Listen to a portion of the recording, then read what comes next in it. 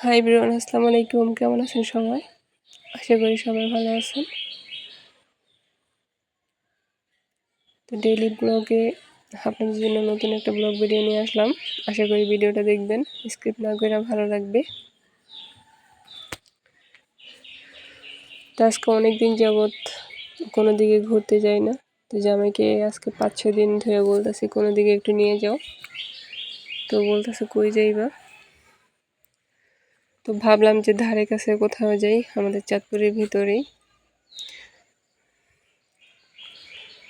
তো বললো যে আজকেই ঘুরতে নিয়ে যাবে দুপুরের পরে। তো ওই কারণে আমি ভাতটা রান্না করি না। তো ভাবলাম যে আজকে একটু চিকেন তেহারি রান্না করি।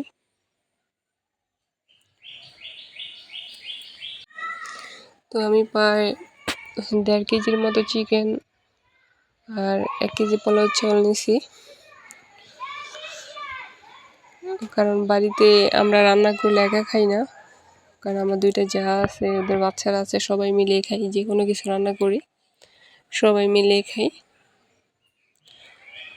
তো ভাবলাম যে 1 কেজি পোলাও চালে রান্না করি।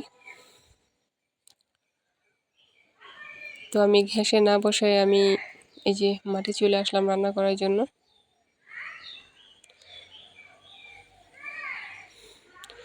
তো ননস্টিকের পাতিলগুলোর কারণে আমি একটু মাটির লেপ দিয়ে নিলাম, যাতে পরবর্তীতে ধুতে গেলে কষ্ট না হয়।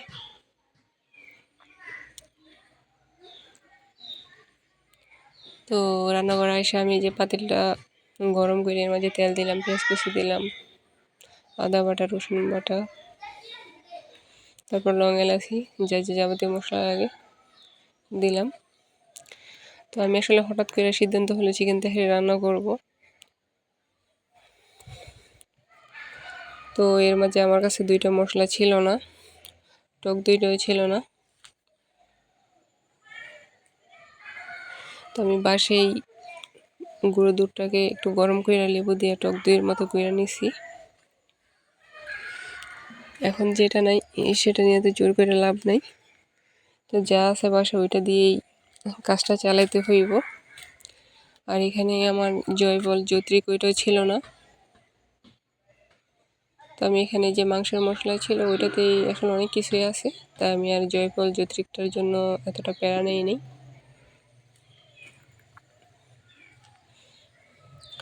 তো আমি জিরা গুঁড়ি সহ এই যে ভালো করে কষাই নিয়ে এখন মাংসের মশলাটা অ্যাড করে দিতেছি।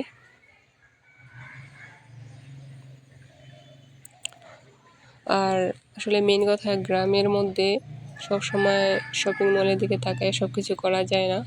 এটা শহর না যে চাইলে যে কোনো কিছুর জন্য দৌড় দেওয়া দোকানে বা বাজারে যাওয়া যায়। তো মাঝে মধ্যে আসলে বাসায় যা থাকে তা দিয়েই সমাধান করতে হয়।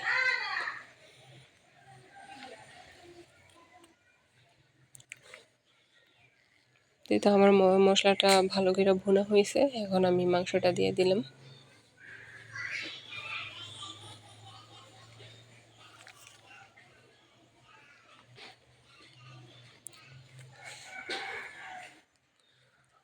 তো আমি মাংসের সাথে বাড়তি কোনো পানি অ্যাড করব না।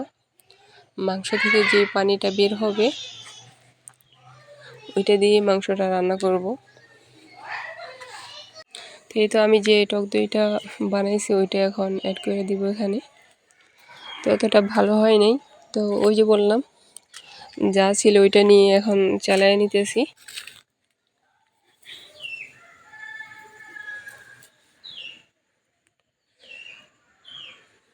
এই তো টক দইটা আমি চিকেনের সাথে দিয়ে দিলাম।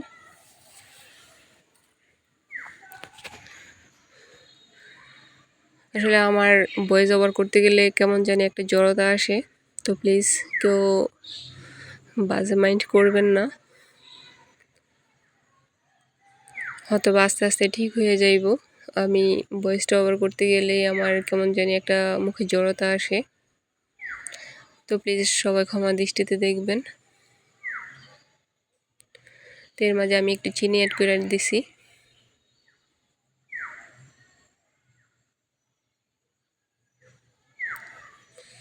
আর চিকেন তেহারির সাথে চিনি অ্যাড না করলে ভালো লাগে না।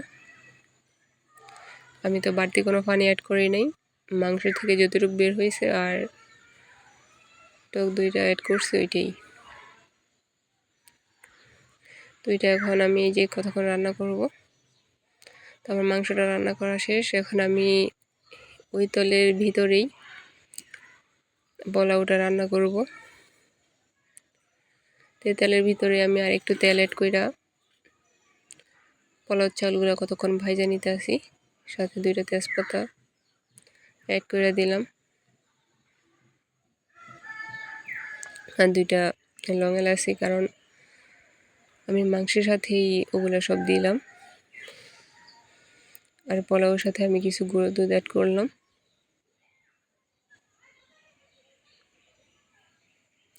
তো আমার ভিডিওটা কে কোথা থেকে দেখেন প্লিজ একটু কমেন্ট করে জানাবেন।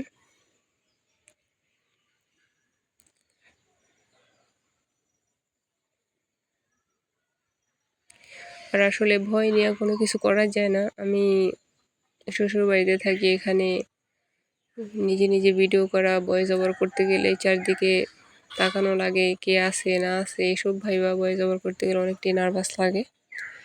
ফ্রিভাবে কোনো কিছুই করা যায় না।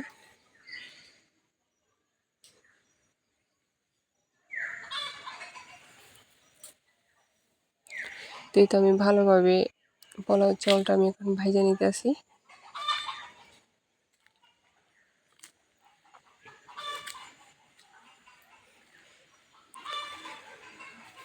তার সাথে আমি এখানে হাফ কেজির মতো দুধ জাল দিয়ে রাখছি। তো চালগুলা ভালো করে ভাইজা পরে দুধটা অ্যাড করে দিলাম। এরপর আমি 6-7টা কাঁচামরিচ একটু সামান্য ভাঙা পরে দিয়ে দিলাম,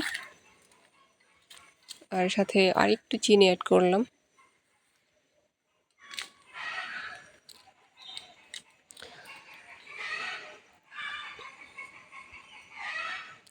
তো এখন আমি ঢাইকা রেখে দিব কতক্ষণ।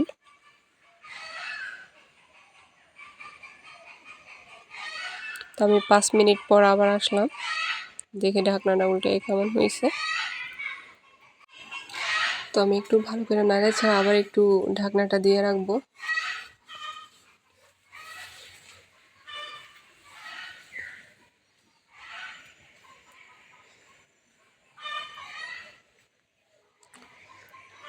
তো এই তো আমার পোলাওটা রান্না করা হয়ে গেছে। এই অংশে আমি একটু ঘি অ্যাড করে দেব, যাতে পোলাওর গ্রানটা একটু ভালো আসে।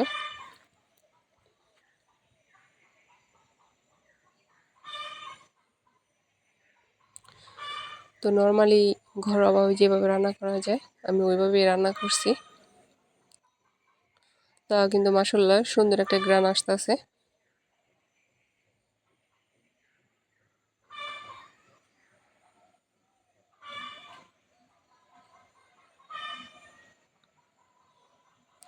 আর পোলাওর কালারটাও সুন্দর আসছে মাশাআল্লাহ।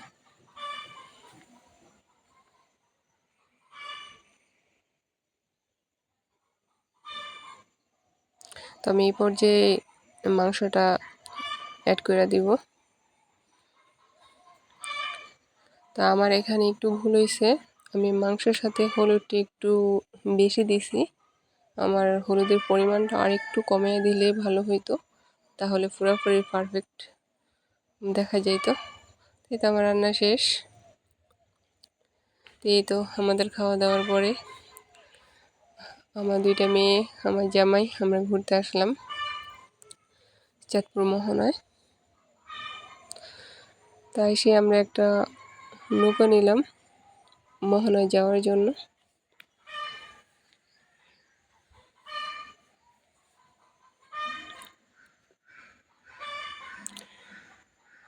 আসলে আমাদের চাঁদপুরের মধ্যে অন্যতম আমাদের এই মোহনা। এখানে এই উইন্টার সিজনে অনেকটাই ভালো লাগে। আর বেসিক্যালি এখানের ফুচকা, বেলপুরি, তারপর চটপটি, এগুলো কিন্তু অনেকটাই মজা। বর্ষা সিজনে মোহনায় অনেক পানি থাকে। আমার নৌকায় বা ভোগে ঘোরা যায় না, কিন্তু উইন্টার সিজনে মাঝ নদীতে আধা ঘন্টা বা 1 ঘন্টার জন্য যাওয়া যায়। কিন্তু আমাদের আমরা আসলাম, তারপর আসলাম ফুচকা খাইতে। চটপটি, আর আমরা মা মেয়ে 3 জন নিলাম। তো খাওয়ার পর অনেকটাই ভালো লাগছে, পরে নেক্সট টাইম আবার বেল করে নিলাম খাওয়ার জন্য।